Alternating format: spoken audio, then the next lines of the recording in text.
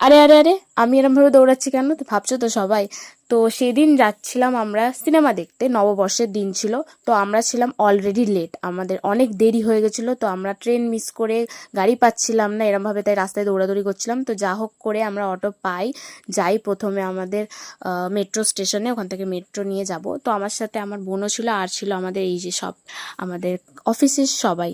তো সবাই মিলে চলে যাই আমাদের ডেস্টিনেশনে। তো আমাদের সিনেমাটা ছিল লেক মলে, লেক মলের সিনেপলিসে। প্রথমবার আমরা সবাই সিনেমা দেখতে আসছি। তো আমরা জানিও না সিনেপলিসটা কোথায়, যা হোক করে খুঁজে বার করি, গিয়ে ঢুকি। অলরেডি গিয়ে দেখি যে আমাদের সিনেমা শুরু হয়ে গেছে, আমরা প্রায় 15-20 মিনিট লেট।